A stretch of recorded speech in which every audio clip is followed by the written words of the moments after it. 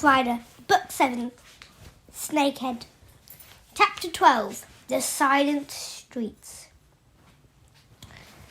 Ash was already in the room when Alex got back. At first, he was angry. Where the hell have you been, Alex? He growled. I was worried about you. I told you to wait for me here. Then his eyes narrowed. He glanced down at Alex's waist. That's a nice belt. Where did you get it? Alex was impressed. His godfather had spent nearly half his life as a spy, and of course he had been trained to notice every detail, despite everything that had happened. In the last 24 hours, Ash had immediately picked up on this tiny change in Alex's appearance. It was given to me. It was given to me, Alex said. Who by? I met some old friends. Quickly, Alex described what had happened. How he had seen Ben Daniels in the crowd, followed him to Watteau, and found himself in MI6 stronghold. Miss Jones had given him permission to tell Ash about Royal Blue, and he mentioned the possible link between Major U and Scorpio. Ash's eyes grew dark when he heard the name.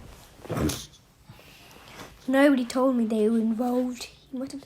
I don't like this, Alex. And nor will Ethan Brooke. You and I are meant to be gathering information. Nothing more, nothing less. Now it's getting messy. That's not my fault, Ash. Maybe I should go to this temple and have a word with Miss Jones. Ash thought for a moment and then shook his head. No, there's no use arguing with her. Go on. Alice went on with his story. It seemed he was now working for not one, but two secret services. He supposed Ash had a point. The mission had already been bent out of shape, and suddenly there was a ticking bomb at the heart of it. Why did Scorpio need Royal Blue? If Scorpio were involved, it was bound to be something messy. They wouldn't care how many people died, but why this bomb? Why not any other? Alex tried to put it out of his head. He finished by describing how once again Smith had equipped him. So Smith is still with MI6. It's MI6. Ash smiled briefly. He's quite a character and he supplied the belt. What does it do, besides keeping your trousers up? I haven't had a chance to examine it yet, Alex admitted. There's a knife in the buckle and there's stuff hidden inside. Some sort of jungle survival kit. Who said you were heading into the jungle? Alex shrugged. Ash shook his head. I'm not sure you should have it. Why not? Because it may not fit in with your cover. It didn't come from Afghanistan like everything else you're wearing. If we get into any more trouble, it could be noticed. Forget it, Ash. I'm keeping it. But if you like, I'll make sure it's out of sight. Alex tucked his shirt and let it hang over the belt. What about the watch? Did Smith give you that too? Yes. Alex wasn't surprised that Ash had also noticed the watch. He held at his wrist. In case you're wondering, the hands don't move. It's got a transmitter in it. I can contact MI6. Why would you need that? I might need help. If you need help, you can call me. Don't have your number, Ash. I scowled. I'm not sure ASIS will be too happy about any of this. Alex held his ground. That's too bad, he said. Ash could see that Alex was in no mood for an argument. All right, he said. Maybe it's time for the best. I won't have to worry about you so much if I know you've got backup. But don't contact MI6 without telling me, okay? Promise me that I don't work for them anymore, and when all is said and done, I've got my reputation to consider. Alex nodded. He had decided not to mention the 3 exploding coins and the detonators concealed in the chewing gum packet. Ash might try to take those too. He changed the subject. How did you get on? He asked. Did you go to the river? Ash lit a cigarette. It still surprised Alex that a man who looked after himself so carefully in every other respect chose to smoke. It's all good news, he said. I found the arena where you were taken, or what was left of it, and spoke to a guy called Shaw. You may remember him. He was the one who took the photographs. Richard Shaw, or Rick to his friends. What was he doing there? There were dozens of them, salvaging what they could out of the wreckage. Papers, computer disks, that sort of thing. Our late friend Mr. Suckett had his offices there, and there was plenty of stuff they wouldn't want the police to find. What did Shaw say? I got him to take me to Suckett's deputy. Another charming guy.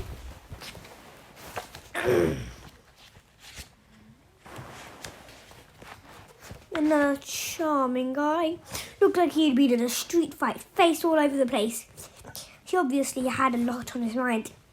But I persuaded him to send us on the next step of our journey. After all, we'd paid the money, and you'd done what they wanted. You'd taken part in their fight, even if you had humiliated their champion. Wait, what about the fire and all the rest of it? Nothing to do with you. They think the China Trading Company was hit by a rival gang. The long and the short of it is that they're happy to get us out of the way. We're leaving Jakarta for the night. Jakarta tonight. Jakarta? We're moving further down the pipeline, Alex. They're smuggling us into Australia via London.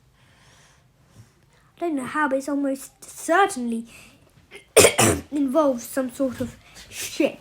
Jakarta's only about 48 hours by sea from Darwin. Maybe it'll be a fishing boat or possibly something bigger. We'll find out soon enough. How do we get to Jakarta?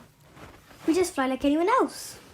Ash produced a folder containing 2 plane tickets, passports, VISAs, and a letter of credit written on a smart paper with the name Unwin Toys printed across the top. We're being met at Jakarta Soekarno-Hatta International Airport, he went on. I'm now a sales manager for Unwin Toys, flying in to look at their new range and bringing my son with me. Unwin Toys? I've heard of them. The name had seemed familiar the moment he saw it. Now Alex remembered. He had seen them products all over London, often on market stores or barns in basements on Oxford Street. They specialised in radio-controlled cars, building kits and water pistols, always made out of brightly coloured plastics manufactured in the Far East and guaranteed to fall apart every few days after they were opened. Unwin Toys wasn't a great name, but it was a well-known one, as he found it hard to believe that it could be tied in with the Snakehead. It was as if Ash knew what was in his mind. Think about it, Alex, he said. A big company like Unwin Toys, they would be a perfect cover for a smuggling operation. They're moving goods all over the world, and the fact that they're for little kids is the last place you'd think of looking. Alex nodded. He could imagine it, a crate full of plastic trucks, each one loaded with a stash of heroin and cocaine, water pistols that were actually the real thing, teddy bears with God knows what inside, all sorts of unpleasant secrets could hide behind such an important, innocent facade. We're making real progress, Ash said, but we still have to be careful. The more we know, the more dangerous we become to the Snakehead. He thought for a moment. What you said just now about calling me? You're right. I want you to remember a phone number. Write it on your hand. What phone number? If anything happens, if we get separated, call the number before you contact anyone else. It's my mobile, but the number's special, Alex. It was given to me by ASIS. You can call from anywhere in the world, and you'll be put through instantly. It'll cost you nothing. The numbers will override any security system in any telephone network, so you can reach me at any time, anywhere. What do you say? Alex nodded. Fine. Ash gave him the number. There were 11 digits, but otherwise it was like no phone number. Alex had ever heard of. He wrote them on the back of his hand. The numbers would soon fade, but by then he would have memorized them. What now? He asked. We rest. Then we get a taxi to the airport. So it's going to be a long night. Alex realized that moment had come. They might not be able to speak to each other in Jakarta or on the way to Australia, certainly not in English. And very soon after that, the whole business would be over. Once they had arrived in Darwin, Alex wouldn't be needed anymore. All right, Ash, he said. You promised me you'd tell me about my mum and dad. You're the best man at their wedding. They made you my godfather. And you were there when they died. I want to know all about them because for me, it's like they didn't exist. I want to know where I came from, that's all. And what they thought about me. He paused. I want to know what happened in Malta. You said that Yasin Gregorovich was there. Was he the one who gave you that scar? How did that happen? Was my dad to blame? There was a long silence. The Ash nodded slowly. He stubbed out a cigarette. All right, he said. On the plane. On the plane, they were 30,000 feet above the Gulf of Thailand, heading south on the short flight to Jakarta. The plane was only half full. Alex and Ash had a whole row to themselves. Right at the back, Ash had smartened himself up with a white shirt and a cheap tie. He was, after all, meant to be a sales manager, but Alex had changed. He was grubby and a little ragged, still wearing the clothes that he had been given in Bangkok. Perhaps that was why the two of them had been seated on their own in front of them. The other passengers were dozing in the strange half-light of the cabin. Outside, the sun had set. The plane hung in the darkness. Ash hadn't spoken while they took off and climbed in the sky. He had accepted two miniature whiskey bottles. He accepted 2 miniature whiskey bottles from the stewardess, but he was still sitting in silence, his dark eyes, darker than ever, fixed on the ice in the glass as it slowly melted. He looked even more exhausted than usual. Ice had noticed him swallow 2 tablets with his drink. It had taken him a while to realize that Ash was in constant pain. He was beginning to wonder if his godfather was going to tell him what he wanted to know. And then, without warning, Ash began to speak. I met your dad on my first assignment for special operations. He joined just before me, but it was completely different. Everyone knew John Ryder, top of his class, golden boy. On the fast voice, there was no emotion at all. He couldn't have been more than 26, recruited out of the Paris. Before that, he'd been in Oxford University, a first-class degree in politics and an economics. And I mentioned that he was also a brilliant athlete. Rode for Oxford and won. A good tennis player too. And now he was plunging in charge of his operations, and I was a nobody sent along to learn the ropes. But as it turned out, the whole thing was a shambles. It wasn't John's fault. Sometimes it just happens that way. But afterwards, at the debriefing, I met him properly for the first time, and you know what I liked most about him? It was how calm he was. We had 3 agents dead, not ours, thank God. The Szech police were going crazy. The Museum of East European Folk Art and Antiques had burnt down. Actually, it wasn't really a museum, but that's another story. Your dad wasn't much older than me, and he wasn't even worried. He didn't shout at anyone. He never lost his temper. He just got on with it. After we became friends, I'm not sure how it happened. We lived near each other. He had a flat in an old warehouse in Blackfriars. Set back from the river, we started playing squash. Together. In the end, we must have played about 100 games. And you know, What? I won at least a couple of them. Sometimes we met for a drink. John liked black velvet, champagne and Eunice. He was away a lot, of course, and he wasn't allowed to tell me what he'd been doing. Even though we were in the same service, I didn't have any clearance. But you heard things, and I looked in on him a couple of times when he was in hospital. That was how I met your mother. She was a nurse. That's right, Helen Beckett. That was her maiden name. She's very attractive, same colour hair as you, and maybe the same eyes. I actually asked her out, if you want to know. She turned me down very sweetly. She was only going out with your dad. She knew him from Oxford. They'd met when she was studying medicine. Did she know what my dad did? Don't know how much he told her, but of course she knew something. When you're treating someone with 2 broken ribs and a bullet wound, you don't imagine they fell over playing golf. But it didn't bother her. The next thing I knew, she'd moved in with him and we weren't playing squash quite so often. Did you ever get married, Ash? Alex asked. And Ash shook his head. Never met the right girl. Though I had fun with quite a few wrong ones. I'm actually quite glad, Alex. I'll tell you why. You can't afford to get scared in our business. Fear's the one thing that will kill you faster than anything.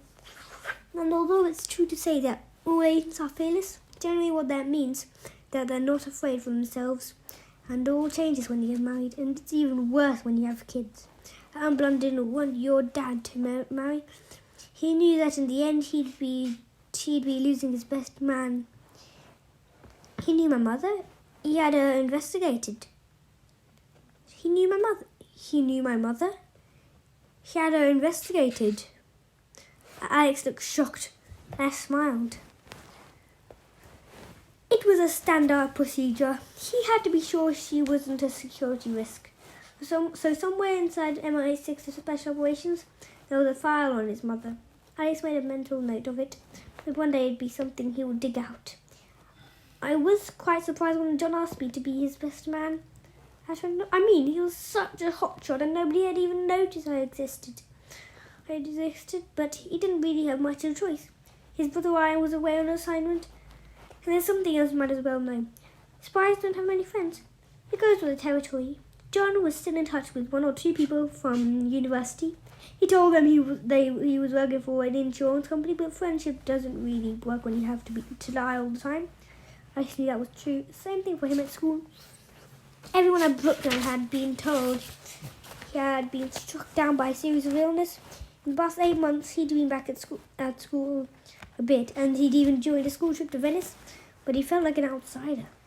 Somehow his friends knew that something wasn't adding up. The knowledge had soared their relationships.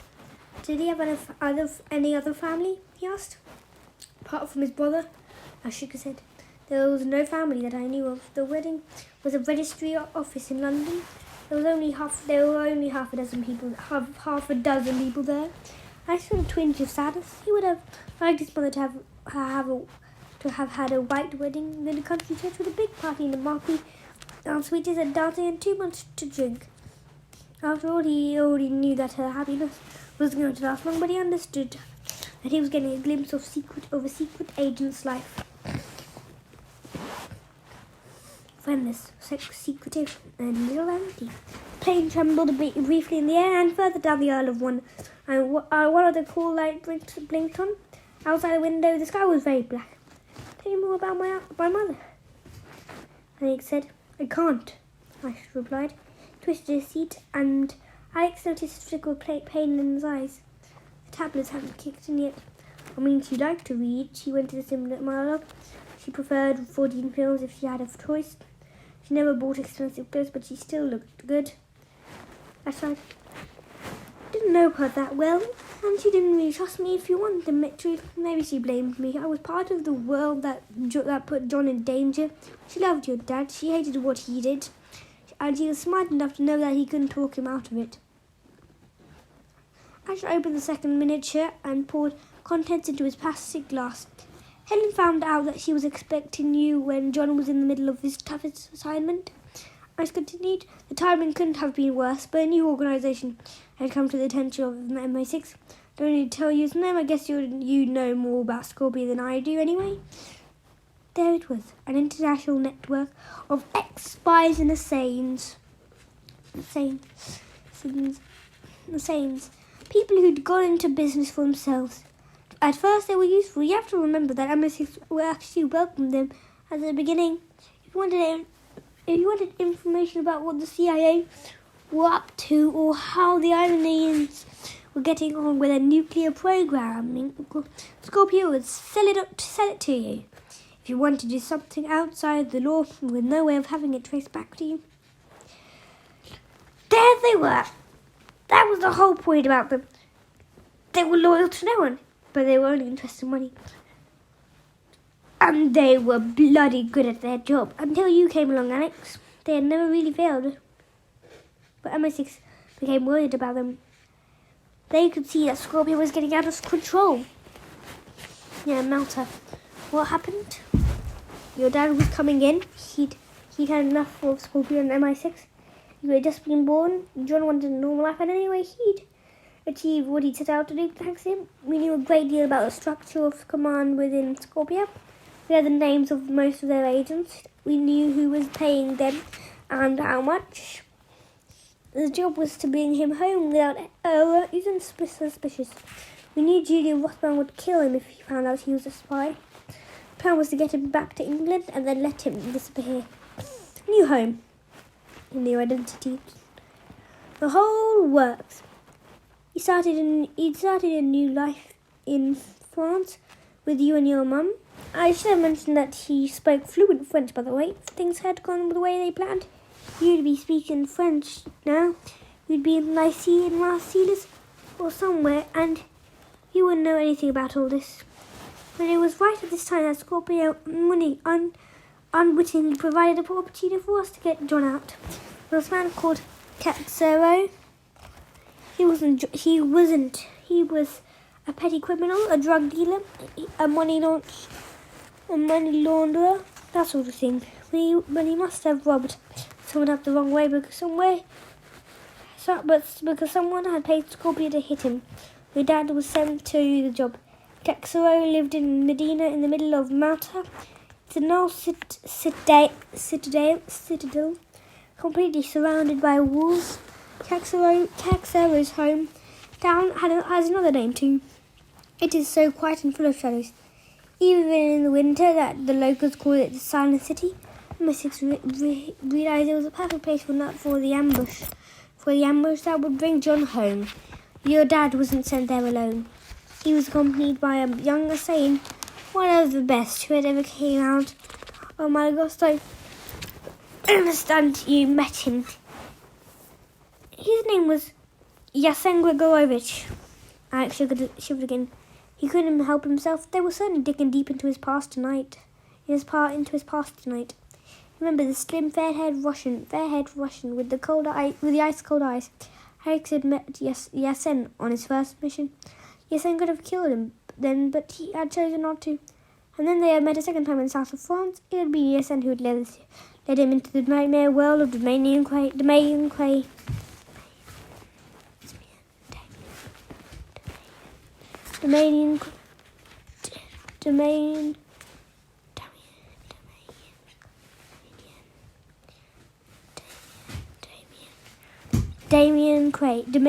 Quay. Alex thought back to the last moments they had been together. Once again, Yasen had refused to kill him. This time, it had cost him his own life. What can you tell me about Yasen? He asked. Uninteresting young man, Ash replied, but there was something called his voice. He was born in a place called Estrove. Wouldn't have heard of it, but it was certainly interest to us. The Russians had a secret facility there, biochemical warfare, but one day the whole place blew up. Hundreds were killed, including Yasen's parents. The Russians tried to hush the whole thing up. They didn't want to admit anything that had happened. And even now, we don't know the whole truth, but one thing was certain. By the end of the year, Yasen was totally alone. He was just 14 years old. Alex, the same age as you and I. How did Scorpio find him? He found them. He crossed the whole of Russia on his own. With no money and no food. He worked in Moscow for a while, living on the street and running errands for the local mafia. We still don't know how he managed to find his way to Scorpio. But all of a sudden he turned up at Malagusto. Curiously, your dad was in charge of his training for a time. He told me the boy was natural. It was natural. It's funny, isn't it? In a way, the two of you and your son had a lot in common. Ash turned to Alex, and he seemed suddenly ghost-like in the artificial light of the plane. A strange look came into his eyes. John had a soft spot for ESN. He said he really liked him. What do you make of that? The spy and the assailant. A bit of an odd couple, I'd say. And 15 years after his father had saved his life, ESN had sacrificed himself for Alex, repaying the debt of an old friendship. But Alex didn't tell Ash that. For some reason, he wanted to keep it to himself. This was a deal in Malta, I said. Sonny sounded tired, and he wanted to get this over with. Caxo was a man of habit, and that's dangerous if you're in crime. He liked to have a black coffee, and a cognac every night, and a little cafe in the square opposite St. Paul's Cathedral in Medina.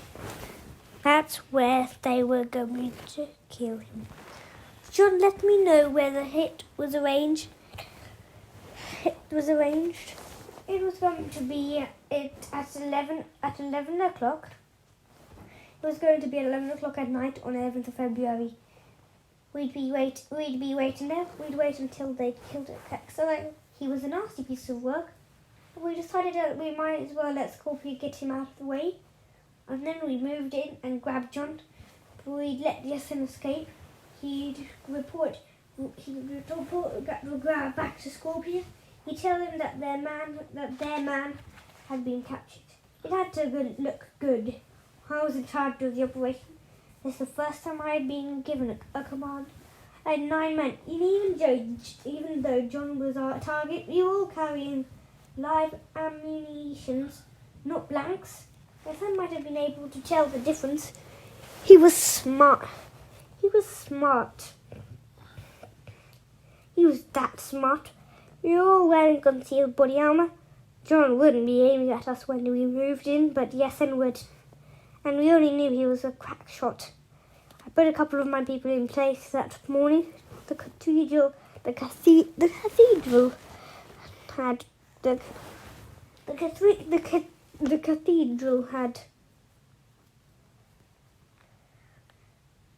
had these 2 bell towers, one on either side, and I put a man in each. I remember it. I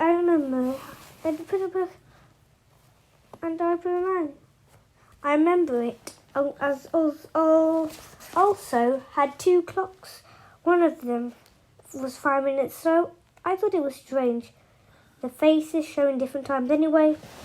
The window of the towers had night vision glasses and radios. They could see the whole town from up there. They'd make sure that nothing went wrong. Ash paused. Everything went wrong, Alex. Everything. Tell me. Ash sipped his whiskey. All the ice had melted. We arrived at Medina just after 10:30. It was a beautiful night. This was February, before the tourist season had started. There was a silver of a crescent moon and a sky full of stars, and we came in through South Gate. It was like stepping back 1,000 years in time. The roads in Medina are narrow and the walls are high, and all the bricks are different shapes and sizes. You can almost imagine them being laid one by one. The whole place felt deserted. The shutters were closed on the houses, and the only light seemed to come from the wrought iron lamps hanging over the corners. As we made our way up the trick the main street, a horse-drawn carriage crossed in front of us. They used them to ferry tourists, but this one was on its way home. I can still hear the echo of the horse's hoofs and the rattle of the wheels on the cobbles. Got a whisper in my earpiece from one of the lookout towers. Caxo was in his usual place, drinking his coffee and smoking a cigar. No sign of anyone else. It was 11:15. Means 10:45. We crept forward past an old chapel on one side of the road, a crumbling palazzo on the other. All the shops and restaurants were closed. All the shops and restaurants were closed. I had 7 men with me. We were all dressed in black. We spent half the day standing in the back of Medina, and I signalled them to spread out. We were going to surround the square, ready to move in. 10 to 11.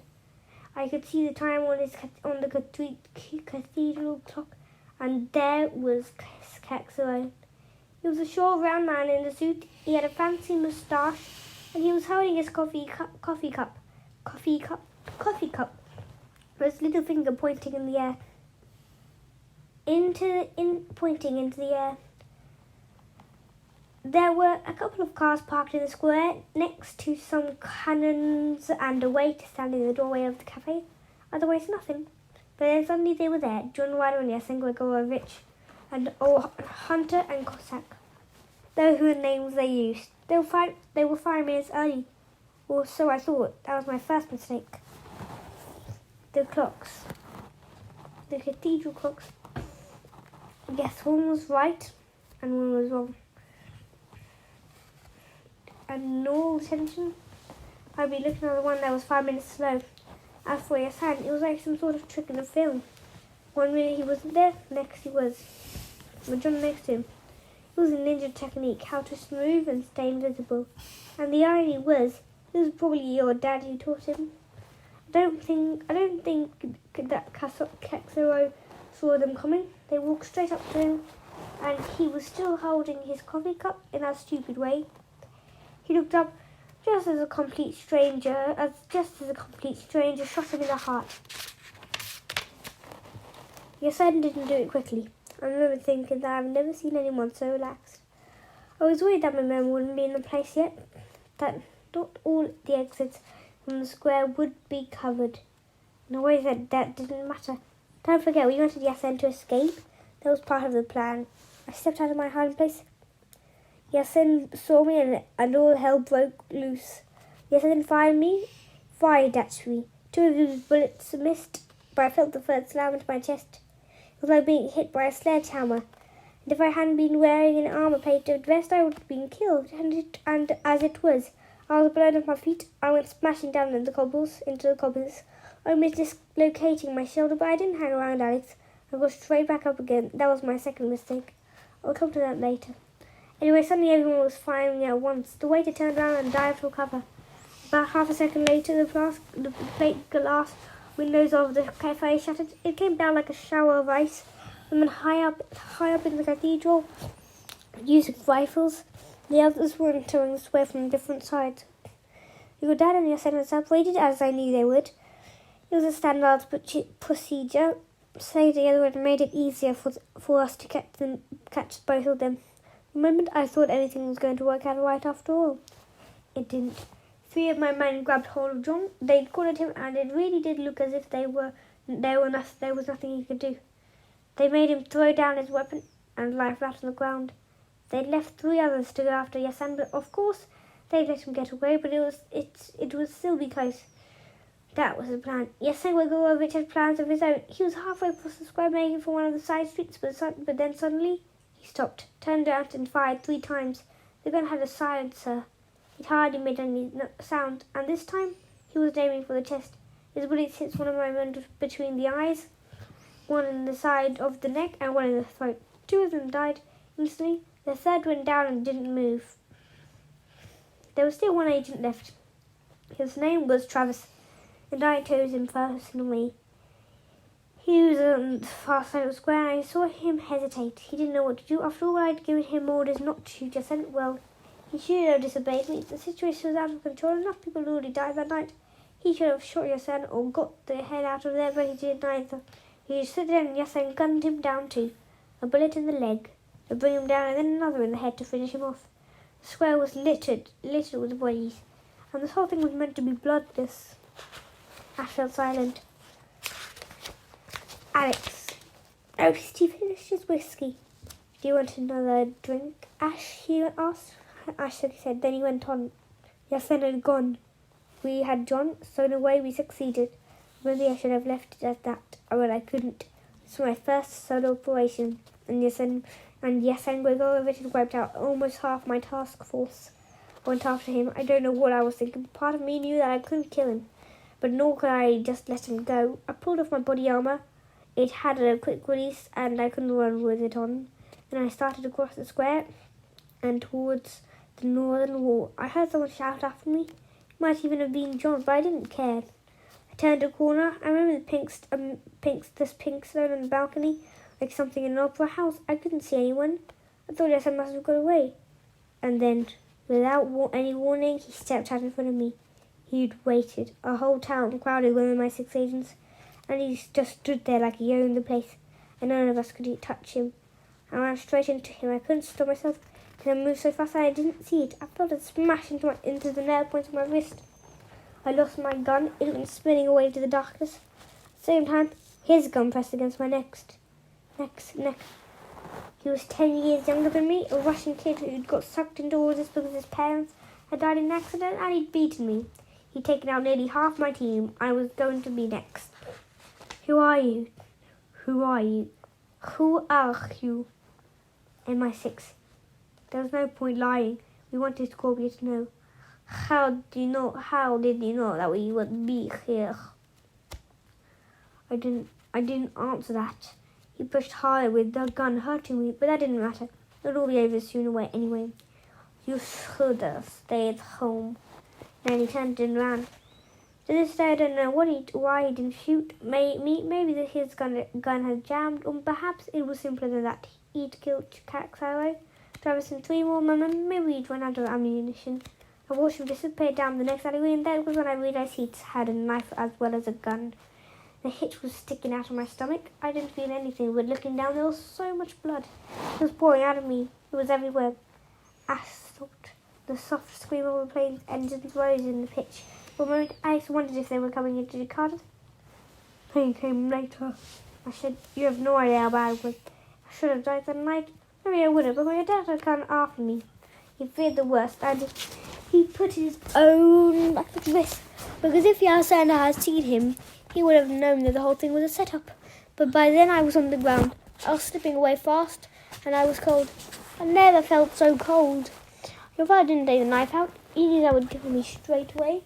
But he put pressure on the wound and kept it there until the ambulance came. I was then lifted to Verta, where I stayed on critical for a week. I lost 5 pints of blood. In the end, I came to, but you've seen the scar. I'm missing about half of my stomach. There wasn't anything they could do about that. There were about 100 things I'm not meant to eat. There's about 100 things I'm not meant to eat because there's nowhere for them to go. And I have to take pills. A lot of pills. But I'm alive. I suppose I should be grateful for that. There was a long silence. Scorpio got my dad in the end, Alex said. Yeah, a couple of months later, just after you were christened, Alex. It was almost the last time I saw your dad. And if it makes you feel any better, I'd never seen him look happy than when he was holding you that day. He and your mother. It was like you made them real people again. You brought them out of the shadows. You went with them to the airport. They were on their way to France. You said they were going to Marseilles. That's right. They had to leave you behind. You had an ear infection, so you couldn't fly. Otherwise, you'd have been with them. You were there when the bomb went off on their plane? Ash looked away. I said I wouldn't talk about that, and I meant it. Somehow, Scorpio found out that they'd been tricked and that they took revenge. That's all I know. What happened to you, Ash? Why did you leave MI6? I'll tell you that, Alex. And then that's the end of it. I think I've lived up to my side of the bargain. Ash crumbled his plastic glass and shoved the broken pieces into the compartment in front of him. I didn't come out of the Malta operation too. Well, if you want to know the truth, he said, I was on sick leave for 6 weeks. And the day I returned to Liverpool Street, Alan Blunt called me in to his office. And he then gave me a bollocking for everything that had gone wrong. First of all, there was a thing with the time, the wrong clock. But it turned out that the most stupid mistake I'd made was to stand up after Yasena's shot me. You see, I had told him we were all wearing body armour. That was the reason why he'd shot Travis and the others in the head. It was all my fault, at least according to Blunt. That wasn't fair, I exploded. You know what, mate? Thought more or less the same thing. And then chasing after Yasen, when the whole point was to let him get away. That was the final nail in my coffin. Blunt didn't fire me, but I was demoted. He made it clear that I wouldn't be heading up any more operations. It didn't matter that I'd almost been killed. Wait, that just made it worse. Nice guy, Mr. Blunt. All heart. I shook his head. It was soon afterwards that your parents started together on that plane. And after that, my heart sort of went out of it. I told you when we were in Bangkok. It was your dad who was the patriot serving his country.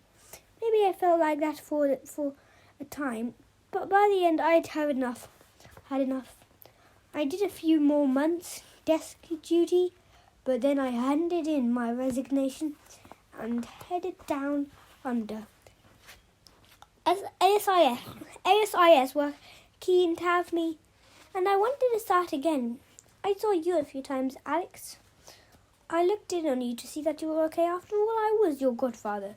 But by then I had started adopting proceedings. I had a drink with him the night before I left England, and he told me he was going to look after you. It was obvious you didn't need me. In fact, if truth be told, you're probably better off without me. I hadn't been much help, had I? You shouldn't blame yourself, Alex said. I don't. Anyway, I saw you again. You shouldn't blame yourself, I said.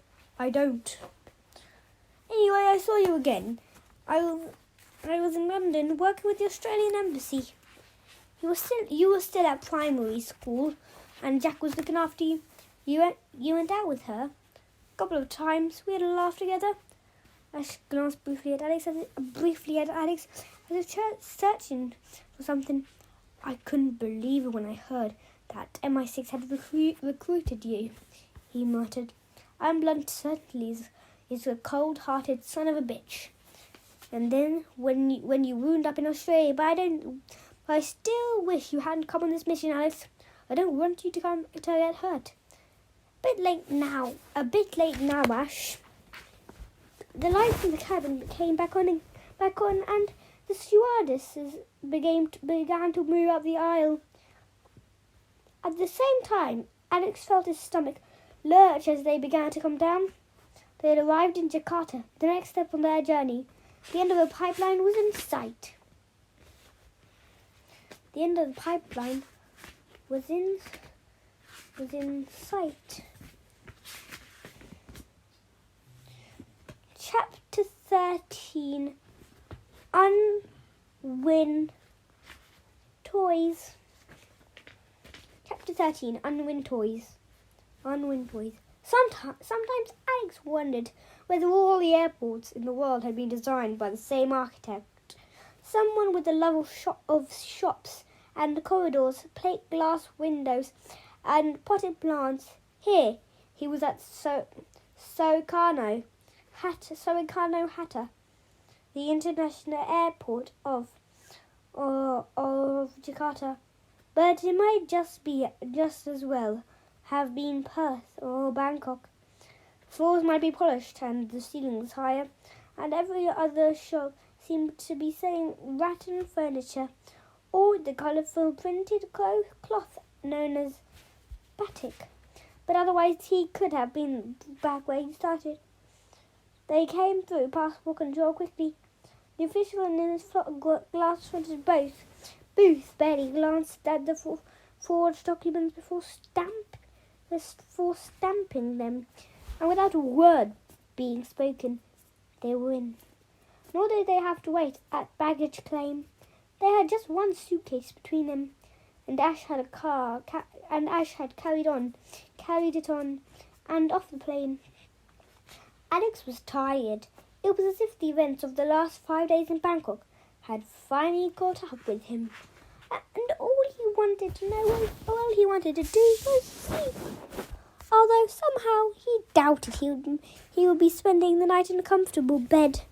Most of all, he wanted time on his own to reflect on what Ash had told him. He had learned more about his past in the last hour than he had in his entire life. But there were still questions he wanted to ask. And his father blamed Ash for the mistakes that had been made in Medina. Why had he been with them at the airport? And what had he seen that he was so unwilling to talk about? They passed into the arrivals lounge, and once again they were surrounded by a crowd of touts and taxi drivers.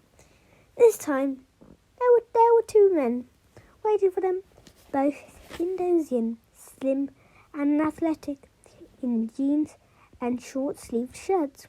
One of them was holding a place card that revealed Karim Hassan. Alex said it for a few seconds before the name was registered, and he was annoyed with himself. He had completely forgotten that it was the name. Forgotten that it was the name under which Ash was travelling. Ash was Karim. He was Abdul. It didn't matter how tired he was. A mistake like that could get them both killed.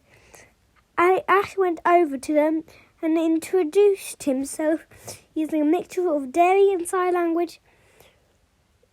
The two men didn't even try to be friendly. They simply turned and walked away, expecting Ash and Alex to follow. It was 10 o'clock. And outside, away from the artificial climate of the air conditioning, the heat was thick and unwelcoming. Nobody spoke as they crossed the main concourse to the curbside, where a dirty white van was parked with a third man in the driving seat. The van had double doors at the back with no windows. Alex glanced nervously at Ash. He felt as if he were about to be swallowed up, and he remembered the last time he had got into a car with members of the Snakehead. But Ash didn't look worried. Alex followed him in. The door slammed shut. The two men got in the front with the driver, and they moved on. Alex and Ash sat on a metal bench that had been welded to the floor. Their only view was out of the front windscreen, and that was so filthy. Alex wondered how the driver could see where they were going. The van was at least 20 years old and had no suspension at all. Alex felt every bump, every pothole, and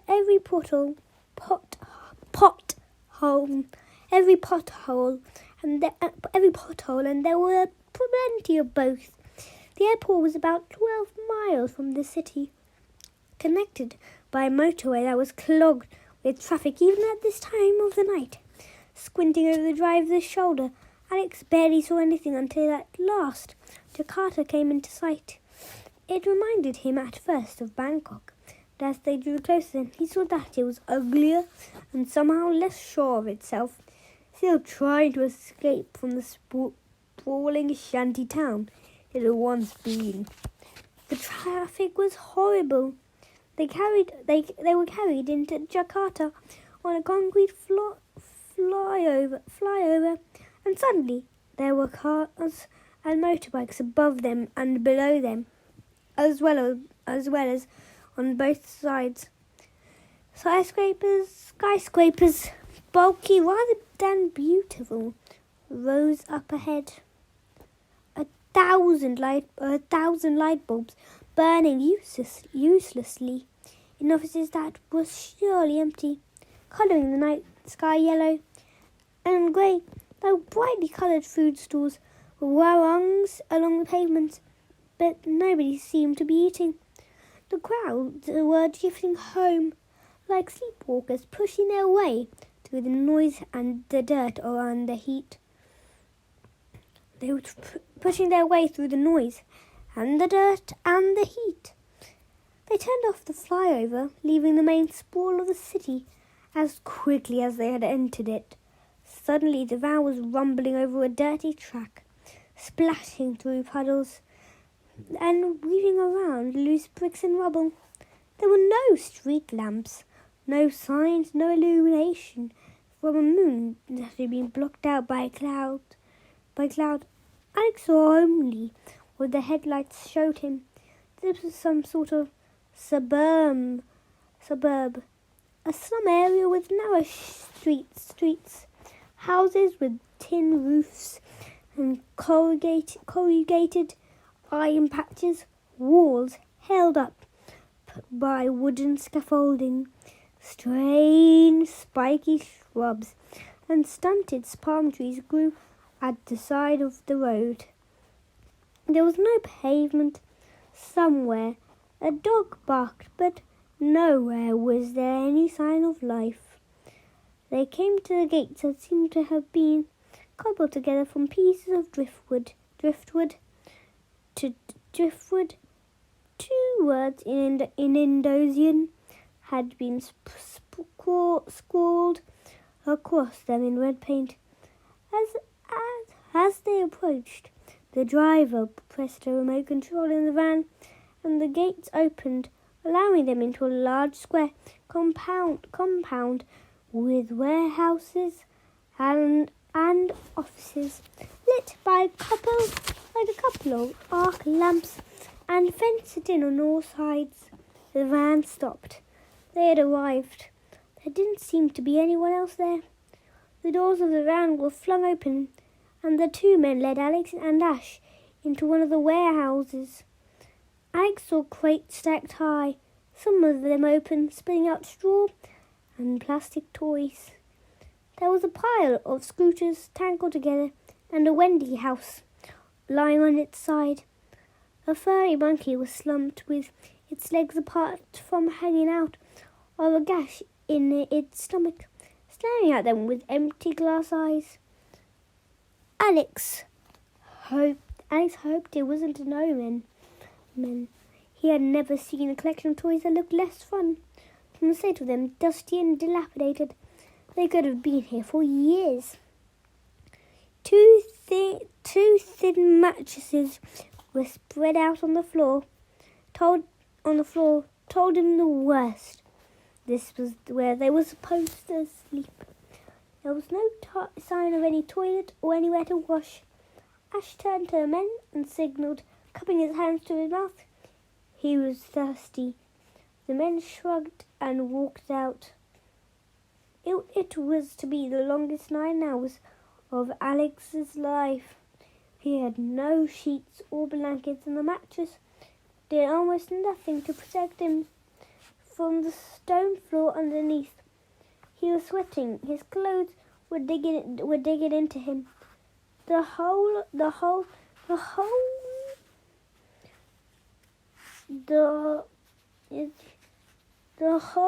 Jakarta was in the grip of a storm that refused to break, and the air seemed to be 9 parts water. Worst of all were the mosquitoes. They found him almost immediately and refused to leave him alone. There was no point lapping at his face, and after a while Alex stopped bothering. Mosquitoes didn't seem to care. The only escape would be to sleep, but sleep refused to come. Ash couldn't talk to him. There was always a chance there might be microphones in the room. Anyway, he is used to this. To Alex's annoyance, his godfather was asleep almost at once, leaving him on his own to suffer through every minute of the night. But at last, the morning came. Alex must have drifted into some sort of half-sleep because next thing he knew, Alex was shaking him and grey daylight was seeping in through the windows and the open door. Someone had brought them two glasses of sweet tea and a basket of bread rolls. Alex would have preferred eggs and bacon, but decided it was probably not to complain. Better not to complain. Squatting on his mattress, he began to eat. What was going on? Alex realized that the fake false passports they had been given in Bangkok had been enough to get them into Indonesia. But Australia, with far stricter border controls, would prove more difficult. Here on the island of Java, it was about as near as they could get to Australian soil, and the last part of their journey would be across the sea, a passage of approximately 48 hours. Ash had said, the place they were in now was connected to unwind toys, a storage depot, and office complex. From what Alex had seen the night before, they're going to have to wait here until their boat was ready. And what sort of boat would that be? He would find out in good time. Shortly after 9 o'clock, one of the two men who had met them at the airport came for them and led them out of the warehouse where they had slept. The morning light was thick and gloomy, but at least it allowed Alex to take better stock of his surroundings. Unwind toys reminded him of an old-fashioned prisoner of war camp, something out of a Second World War film. The buildings were made of wood and seemed to have been bashed together in a hurry using whatever was at hand. Rickety staircases led up to the first floor. The main square was cracked and uneven with the weeds sprouting out of the concrete. It was hard to imagine that a brightly coloured toy wrapped up under a Christmas tree in England might have begun its life here. By now, there were a dozen or so men and women in the complex. Some of them were office staff, sitting behind windows and tapping away at computers. The truck had arrived, and there were people unloading it, passing cardboard boxes from hand to hand. 2 guards stood by the gates. They seemed to be unarmed. By noticing the wire fence surrounding them, the arc lamps and the security cameras, Alex suspected they were carrying guns. This was a secret world. It wanted to keep its distance from the city outside. He looked up. The clouds were thick and ugly shade of grey. He couldn't see the sun, but he could feel it pressing down on them. Surely it would rain soon. The entire atmosphere was like a balloon filled with water. At any second it could burst. It was time to go. The white van was there, with its engine running. The back doors were open. Somebody called out to them. Ash took a step forward. Alex would remember the moment later. It was like a flash photo. Few seconds caught in time when everything was normal and everyone in the picture was still aware of the approaching danger. He had a vehicle coming towards the main gate.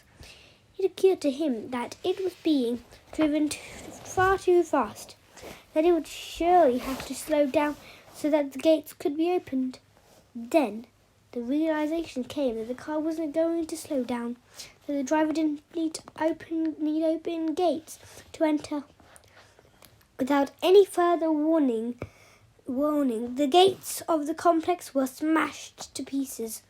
one flying open, the other hanging drunkenly off its hinges. As first one, then a second huge Jeep Cherokee burst through. Each vehicle carried 5 men who stopped tumbling out almost before the Jeeps had stopped.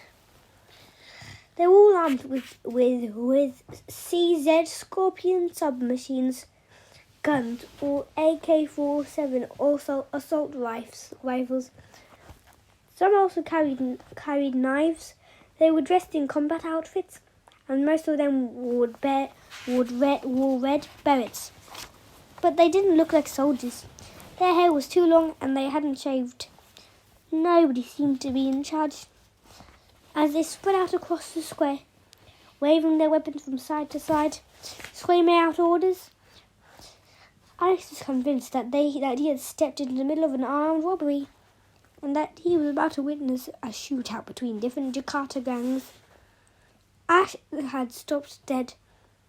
He turned to Alex and muttered a single word. Capasas. It meant nothing to Alex, so making sure that nobody could hear him, Ash added in English, Indonesian SAS. He was right. Capasas was an abbreviation of Commando Pasukan Khusus, one of the most ruthless fighting forces in the world. It consists of 5 different groups specializing in sabotage, infiltration, direct action, intelligence, and counter-terrorism.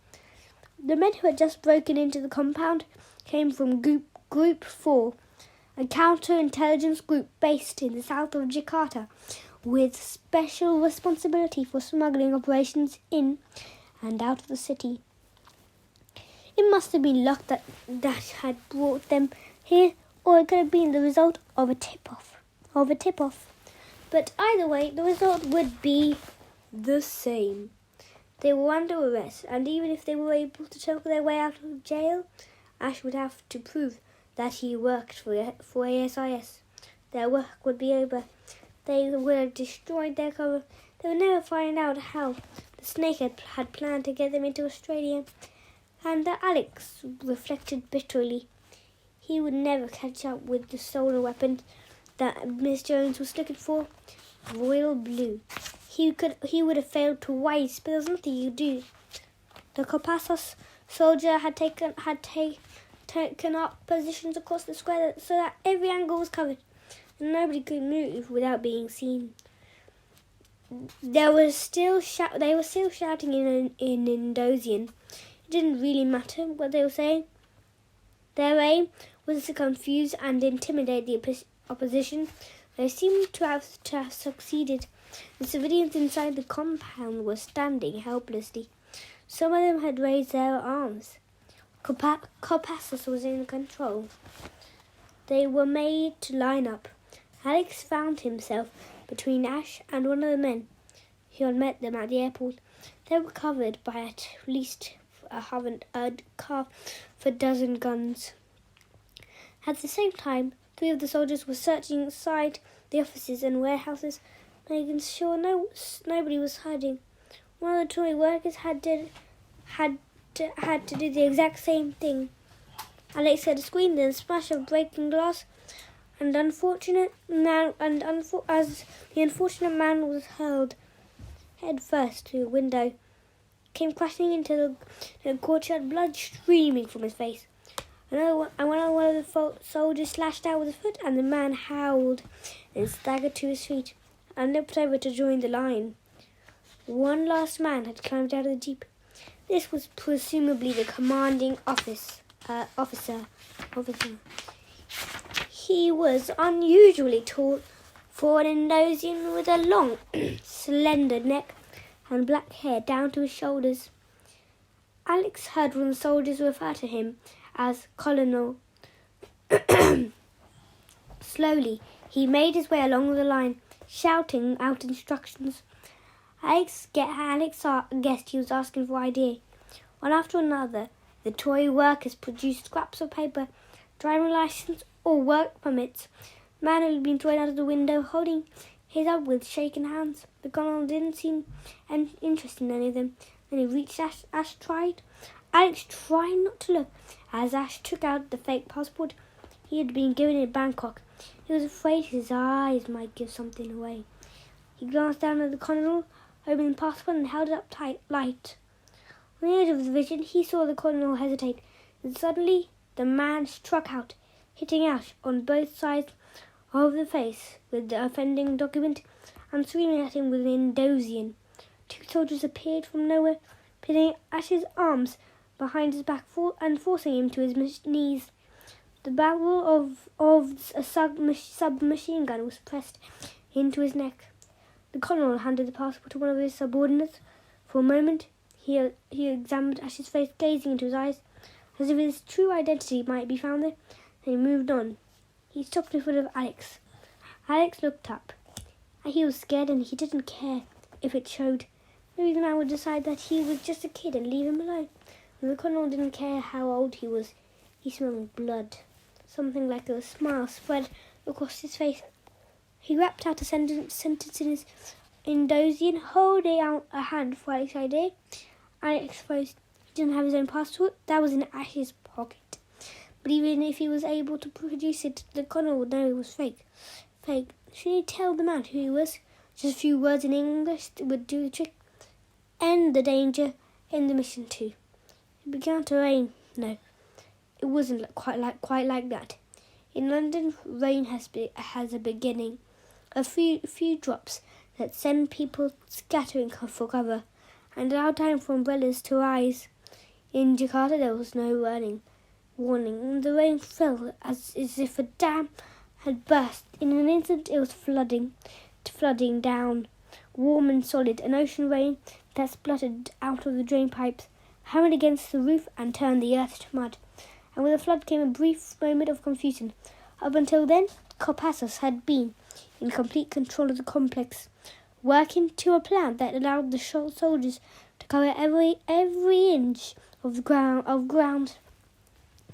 The sudden downpour changed things. Alex didn't see when the gunfire began, but someone must have decided that they had too much to lose, and that the rain would give them enough cover to risk shooting their way out. There were half a dozen shots from somewhere near the warehouse where Alex had stepped. They came from a single gun, fired carefully at precise intervals. Kopassos men reacted instantly, diving for cover, returning fire even as they went. The sound of the submachine guns were deafening. They didn't seem to care where they were aiming. Alex saw an entire wall ripped apart, the wooden planks shredded. The man who had been standing near the warehouse was blown off his feet by the first volley. Alex had seen him just minutes before sweeping the yard. But the Kopassos soldiers were falling too. At least 3 guns were now being fired at them. As Alex turned, searching for cover, the soldier whose gun had been pressed against Alex's neck fell back, a mushroom of blood erupting from his shoulder. Immediately, a second man stepped into his place, firing in the direction from which the bullet had come, the nozzle of his submachine gun flashing white behind the rain. The colonel had pulled out a pistol, a Swiss-made CID Sauer P226, and one of the ugliest 9mm weapons on the market. Alex saw him take aim at Ash. His intention was clear. He was about to arrest a man that had provoked a firestorm. At least that was what he thought. But whoever the man was, the colonel wasn't just going to let him get away. Rough justice. He would execute him here and now and bring an end to all this. Alex couldn't let it happen. With a cry, he hurled himself sideways. His shoulder slammed into the colonel's stomach. The gun went off. The bullet firing into thin air. Carried by Alex's velocity, the 2 of them crashing down into the puddle. The colonel tried to bring the gun round to aim at Alex. Alex caught hold of the wrist and slammed it down, smashing the back of his hand against the concrete. The gunner cried out. Rain was diving into Alex's face, blinding him. He forced the gunner's hand up and down a second time. His fingers opened and the gun fell free. Part of him knew that all of this was wrong. He was on the same side as Copassus. Wasn't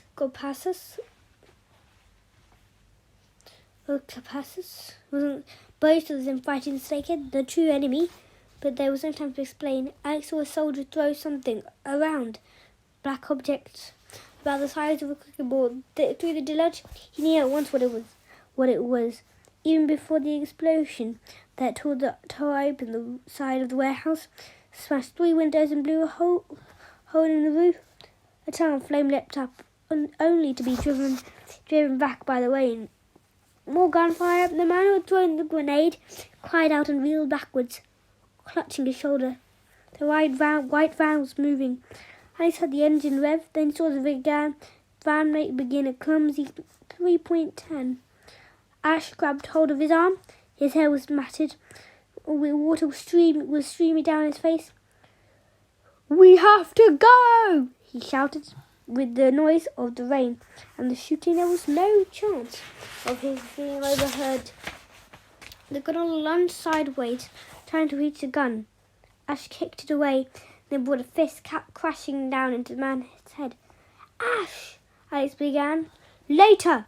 The van had completed its first turn. It was being brought round to face the shattered glass. Ash started forward and Alex followed. They caught up with the van just as it began to pick up the speed. The driver wasn't waiting for them. Ash reached out and wrenched open the back doors. There was a line of bullet holes stitching themselves across the side of the van, right in front of him. "Go!" Ash shouted. Alex threw himself through the doors into the back of the van. A second later, Ash followed, landing on top of him. The driver didn't seem to notice them. All he cared about was getting away.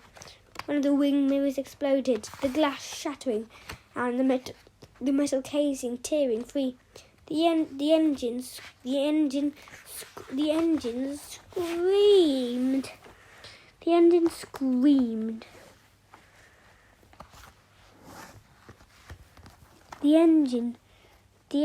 screamed as the driver pressed his foot on the accelerator.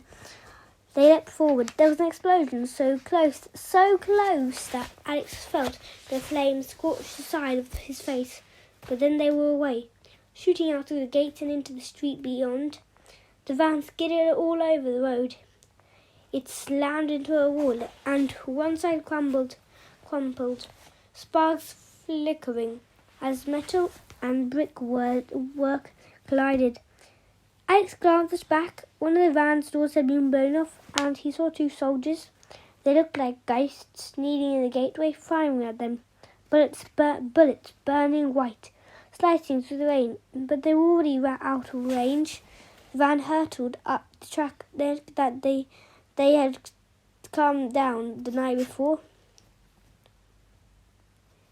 But by now it was a little more than a brown river of mud and debris. Alex looked back again, expecting Copassus to be following, but rain was falling so hard the warehouse complex had already disappeared. If the 2 Jeep Cherokees were after them, it was impossible to tell. The driver was the same man who had brought them from the airport. He was clutching the steering wheel as if his life depended on it. He looked into the mirror and caught sight of his 2 unwanted passengers.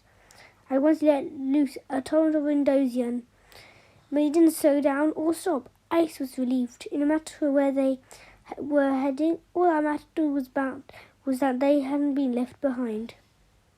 "What was that about?" he demanded. His mouth was right next to Ash's ears, and he was confident that the driver wouldn't be able to hear what he said or what language he was speaking. "I don't know." For once Ash had lost his compass shore. He was lying on his side, trying to catch his breath. It was routine, bad luck, or maybe someone hadn't paid. It happens all the time in Jakarta. "Where are we going?" Ash looked out of the back. It was hard to see anything in the half-light and swirling water of the storm. but he must have recognized something. This is Kota, the old city. We're heading north. Is that good? The port is in the north. They joined the morning traffic, and now they were forced to slow down, falling in behind a line of cars and buses. All the food stores had disappeared beneath a sea of plastic sheeting, and the people were crowded in doorways or squatting under umbrellas, waiting for the storm to pass. The driver turned around and shouted something. Even if it had been English, Alex doubted that he'd be able to hear. He's taken us to the boat, Ash explained. You speak Indonesian? Ash nodded, enough to understand.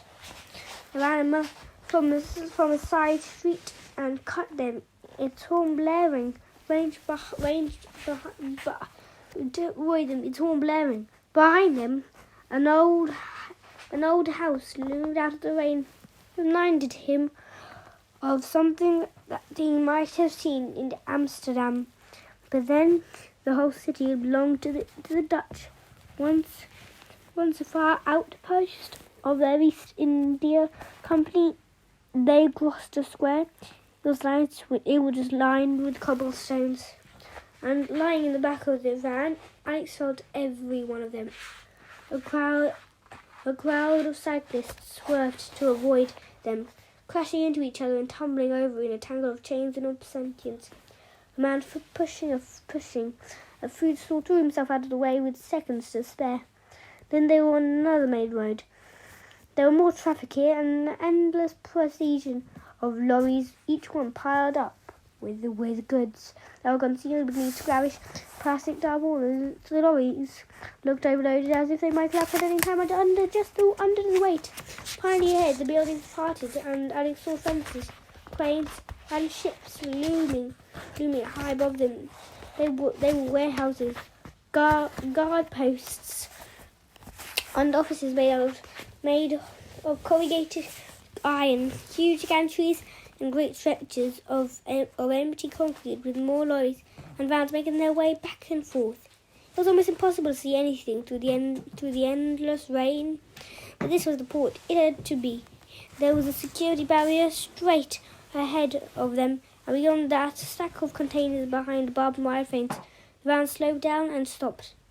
The driver turned around and explained something in a torrent of Indonesian, and he was gone.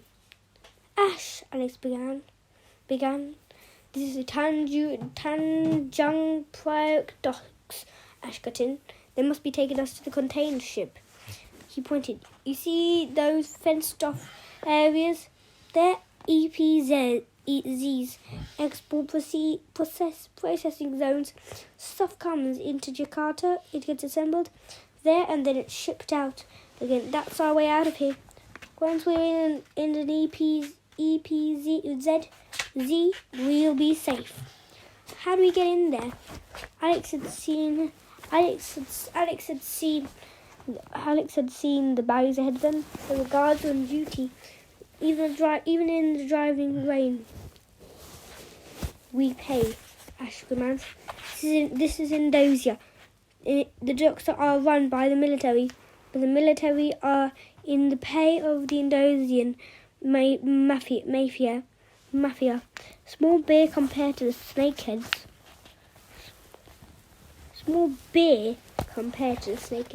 But still a good chunk around here. You can do anything so long as you pay.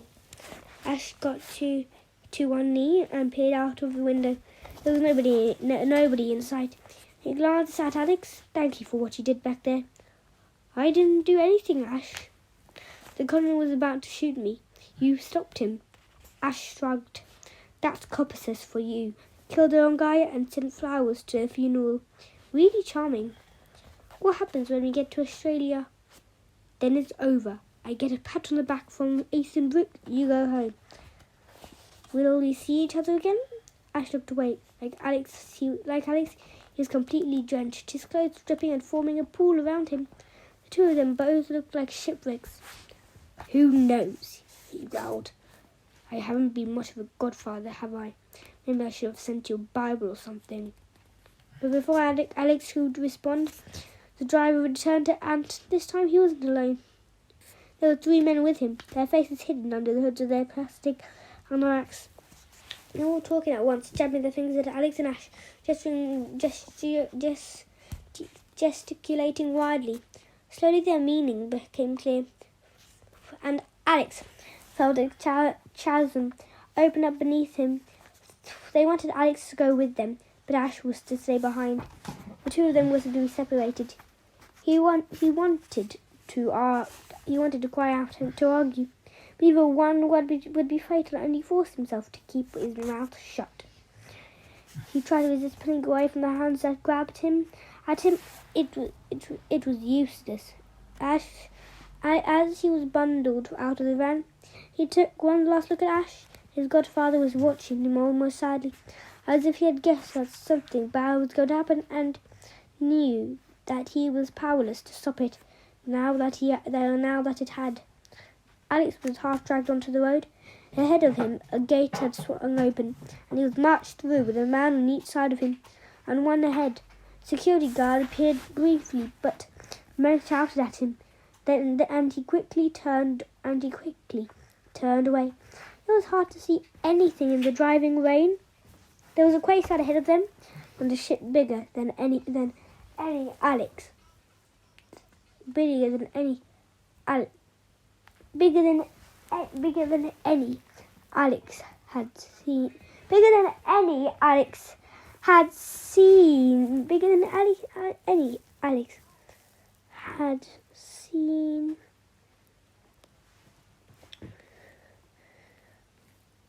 His godfather he was marched through with a man on each side of him, and when I hit the security guard appeared, but he turned away. It was hard to see anything in the driving rain. There was a quayside ship bigger than Alex had ever seen, the equivalent of about 3 football pitches in length. The ship had a central section where the crew worked and lived. Alex could see the bridge with 4 or 5 huge windows and giant windscreen wipers swinging back and forth, fighting against the rain. The ship had a name printed in English along the bow: Library and Staff. It was being loaded with containers. He started to call on the rectangular boxes dangling from the huge spreader, which loomed over them like some sort of monster in a science fiction film. A man in the cabin was controlling the cables and pulleys, lowering each box into place with incredible precision. They entered the EPZ, where the next lorry loads of containers were waiting their turn. Each one painted a different colour, some displaying the names of the companies that owned them. I saw a yellow box sitting on one of the lorries. I knew that it was his destination. The name was painted in black: Unwin Toys. He looked back, hoping and against hope that Ash would be following him after all. But they were alone. Why had the 2 of them been separated like this? It made no sense at all. After all, they were supposed to be father and son, and just hoped that Ash would be in the second container, and somehow they would meet up again when they arrived in Darwin. He turned his hand over. The phone number that Ash had given him had almost vanished, reduced to an inky blur by the constant rain. Fortunately, Alex had committed it to memory, or at least he hoped so. He would know for sure soon enough, if he ever found a phone. They reached the yellow container, and Alex saw at once that it was locked. More than that, there was a steel pin connected to the door. He guessed its purpose. All containers had to be checked by customs officials, both going on and coming off a ship.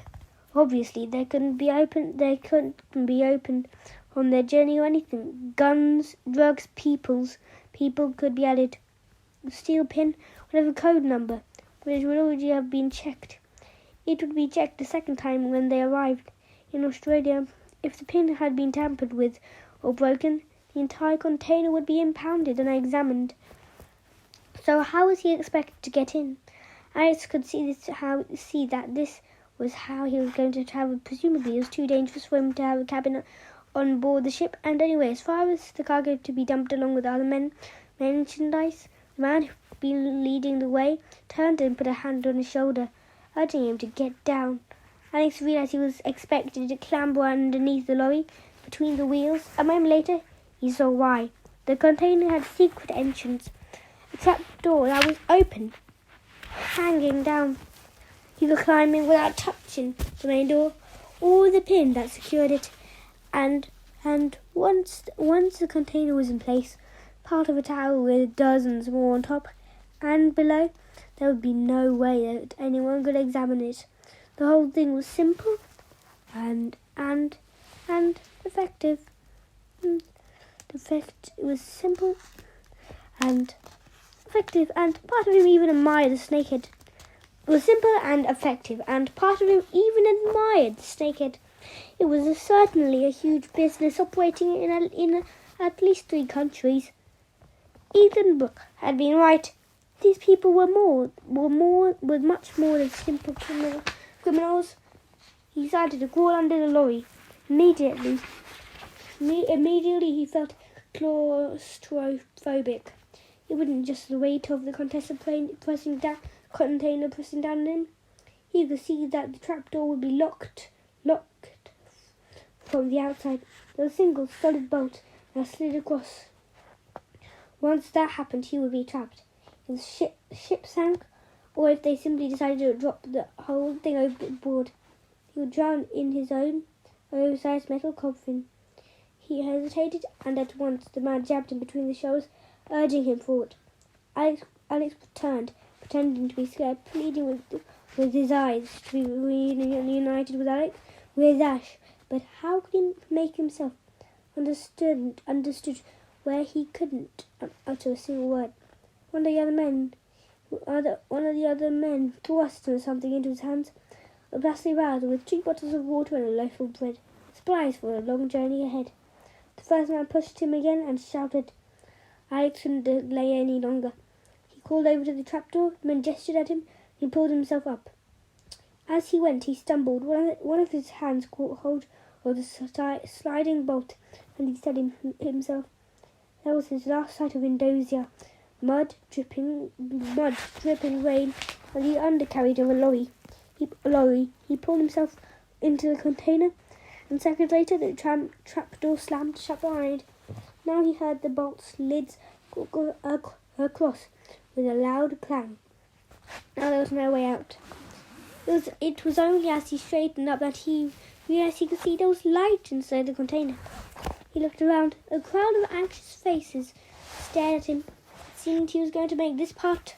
It seemed that he was going to make this part of the journey. It seemed he wasn't going to make this part of the journey alone. Goodbye, everybody, and thank you for listening.